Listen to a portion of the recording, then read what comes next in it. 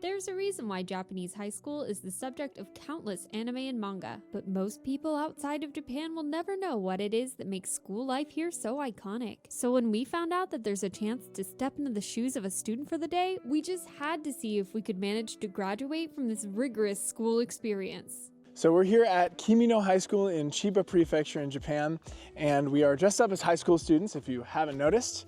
We're going to be experiencing what life is like as a high school student in Japan. We're doing calligraphy class, making lunch, and history class, and gym class, and all that great stuff.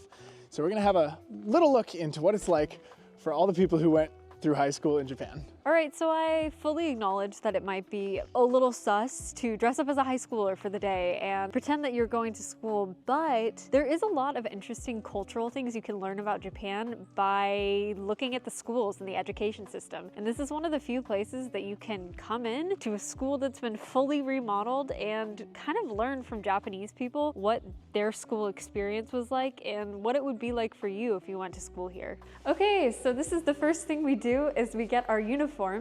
The boys have to get some black jackets and trousers. And the girls have quite a bit of variety to choose from. How do I look? You're great. Kawaii.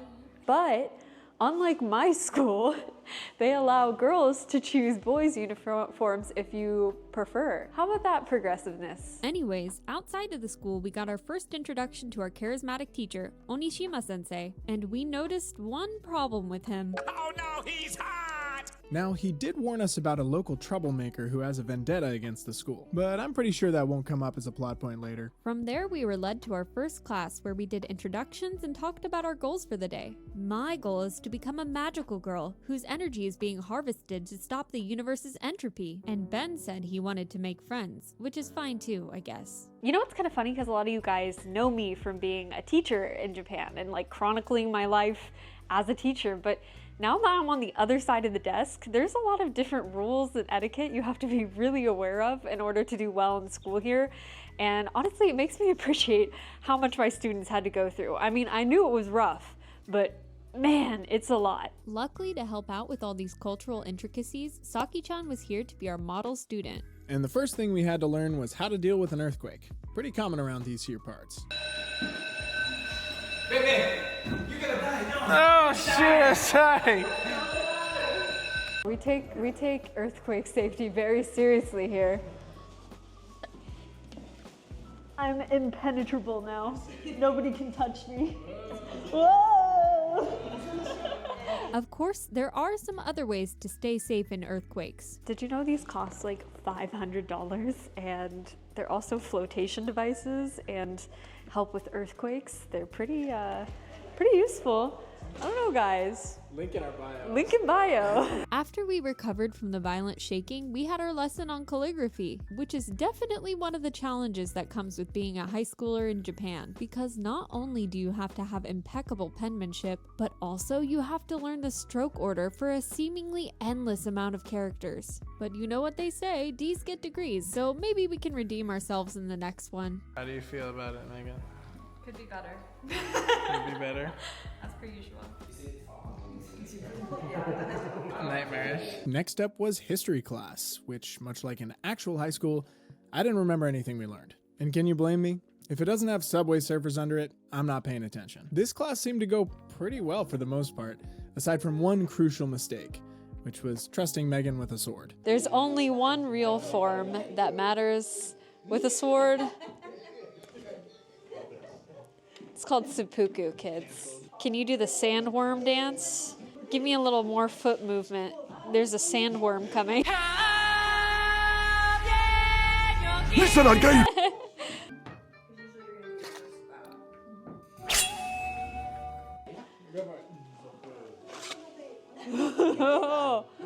On guard.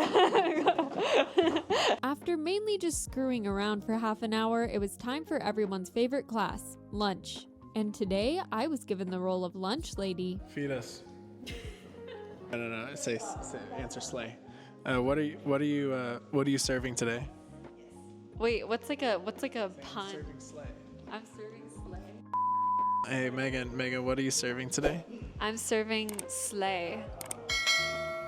Nice. You got us. In Japanese schools, students typically help serve their own lunch and sometimes even help make it. Today was Kimino High School's special, curry, which always made my students go feral, but Japanese lunches tend to be pretty balanced, so you can't forget the salad. It's really good. Luckily, this high school is more charitable than most, and they even gave us a little sweet pudding treat. I'm scared. Go for it. Come here. Nice. Legendary. Okay. And then like this.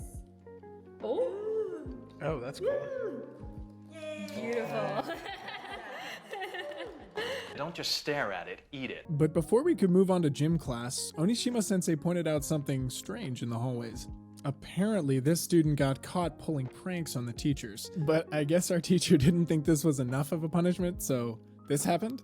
You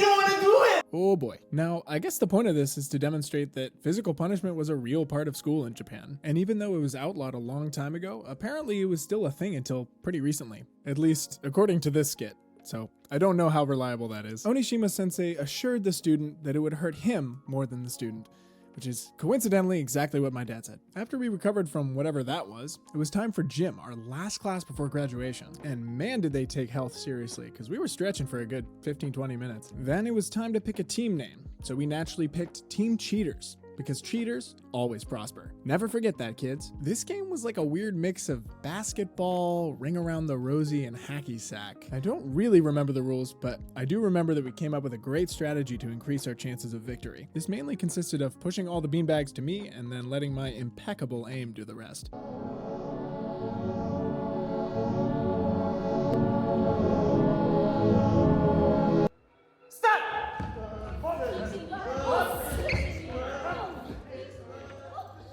Now, in every good school anime, you'll notice an episode about the sports festival. Much like a field day in American schools, these are serious business in Japan. Students would compete in a bunch of events with their homeroom class, including things like tug of war, which was one of the most highly contested ones to win. And fun fact, when my school had this, one of my students was injured and they asked me to sub in for her for the relay race. They really put me up against a bunch of 13-year-old boys with boundless energy, so naturally, I came in absolute last place. In this clip, you can clearly tell this means a lot to me. Call it a redemption arc, if you will. And after all was said and done, much to no one's surprise, Team Cheaters came out on top. We want to dedicate this victory to our patrons and members. You guys believed in us before we even put out this video. So after changing out of our gym clothes, we headed back to the classroom to clean up and get ready for graduation. However, and you'll never believe this, but that troublemaker student showed up right at the end. Oh my god. Is this Kimino High Senior Class?